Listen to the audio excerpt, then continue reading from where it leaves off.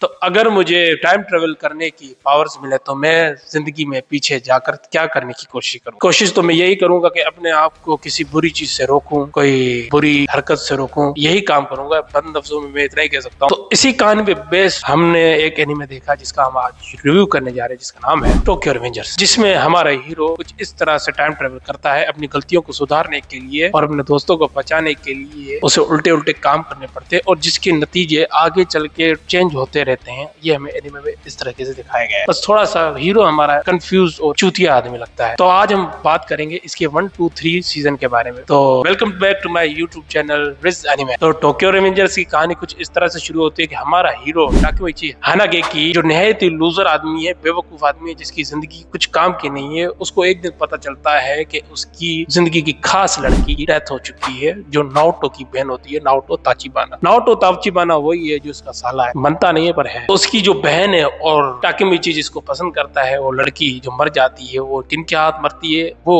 Tokyo मांजी gang के हाथ मर जाती है, जिसे वो जानकर काफी उदास सा हो जाता है। वैसे ही वो है ही उदास, मनहूस आदमी है, लेकिन वो उदास हो जाता है। बस कहानी का ट्विस्ट यहीं से शुरू होता है। हमें देखने को मिलता है वो टाइम ट्रेवल करता है। टाइम ट्रेवल करके क्या करता है? अपने आप को बचाता है और अपनी छानी को बचाता है, जिसके लिए उसे गैंग्स में घुसना पड़ेगा। और मैंने गैंग की बात की है तो इसमें गैंग्स वार भी दिखाएंगे। गैंग्स वार का मतलब ये नहीं है कि आपको गैंग देखने को मिले, और गैंग्स वार दिखाया है इसमें। और ये टाइम ट्रेवल का सीन जो है, अगर आप समझ लो तो ये इस तरह से दिखाई गई है कि बैक टू द फ्यूचर आपने देखी है तो वो उससे भी ज्यादा कॉम्प्लेक्स हमें मालूम पड़ती है। लेकिन अच्छी बात तो ये ताकेमिची को हर बार एक नया मौका मिल जाता है अपनी गलती सुधारने का, और वो हमेशा कुछ ना कुछ गड़बड़ कर ही देता है।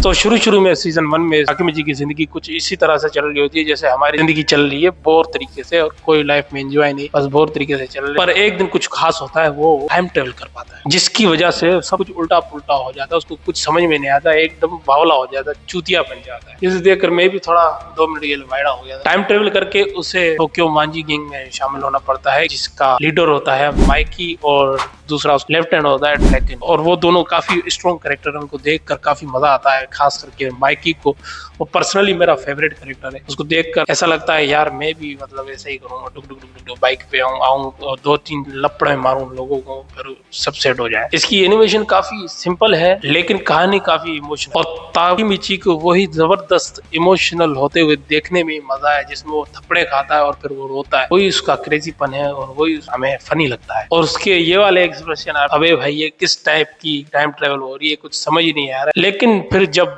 एंडिंग में जो ट्विस्ट आता है उसको देखकर आपका दिमाग चकरा जाएगा, और मेरा भी चकरा गया था। और मेरा लिटरली यही था, अबे हो रहा क्या है, समझ में कुछ आ रहा नहीं है।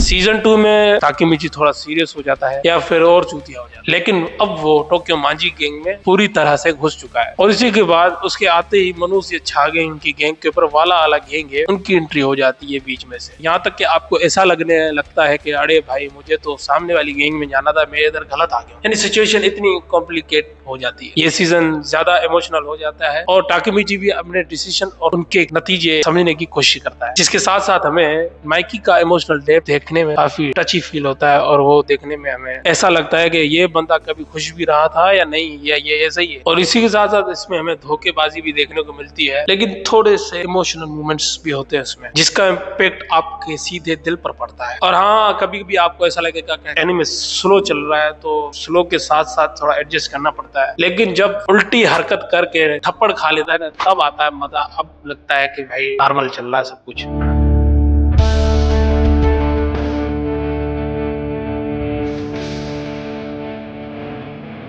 और अब बात करते हैं इसके सीजन 3 की, टेंजुकु आर्क। टेंजुकु आर्क में जिसमें सब कुछ ज्यादा मतलब पागलपन से भरा होता है, जिसमें हमें एंट्री मिलती है इजाना, जो माइकी का एक सौतेला भाई है, जो टेंजुकु गैंग का लीडर होता है। और ताकेमिची की लाइफ एक सच में रोलर कोस्टर की तरह बन जाती है, जिसमें वो खुद ही झूल रहा है और खुद ही परेशान हो रहा है, जिसमें माइकी और इजाना की दुश्मनी और भी ज्यादा इंटेंस क्रिएट करती है, जिससे उसे लगने लगता है क्या ये टाइम ट्रेवल का इफेक्ट है या मैंने कुछ गड़बड़ कर दी है या कुछ और ही मसला हो गया। और इसी के साथ हर बार की तरह नई प्रॉब्लम क्रिएट भी कर देता है। सीजन में एक बात तो सीखने को मिलती है कि कभी भी अपने दोस्तों के साथ लड़ाई मत करो। हो सकता है ये आपकी जिंदगी की सबसे बड़ी गलती हो। इस सीजन में हमें फाइट्स भी दिखाई जाती है जिसका एनिमेशन कुछ बेहतर होता है, और ताकिमिची का रिएक्शन यही होता है कि अरे भाई मुझे कहाँ लेके जा रहे हो, मैं कहाँ हूँ। अगर कैरेक्टर डेवलपमेंट की बात करें तो ताकिमिची का कैरेक्टर काफी इंटरेस्टिंग तरीके से इवॉल्व होता है, इवोल्यूट करता है। शुरू में वो एक चूतिया और बेवकूफ लड़का होता है, लेकिन बड़े होते होते एनीमे जब चल रहा होता है उसी के साथ वो मैच्योर भी होता जाता है, तो वो देखने में हमें काफी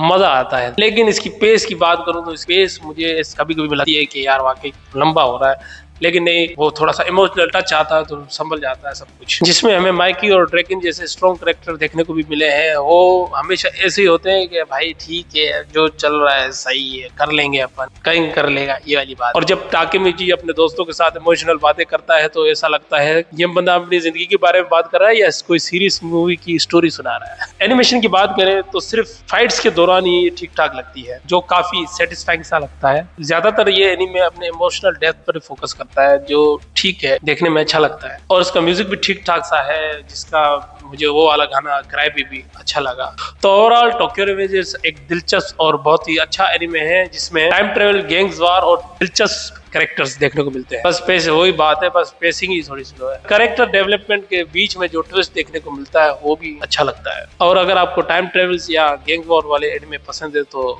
आपको ये एनीमे भी देखना चाहिए। अगर देखा है तो आप बताएं कि आपका फेवरेट कैरेक्टर कौन सा है। और अगर ये मेरा वीडियो आपको पसंद आया तो मेहरबानी करके लाइक कर दीजिएगा, सब्सक्राइब कर दीजिएगा और कमेंट करके बताइएगा कि वीडियो कैसा लगा। खुदा हाफिज।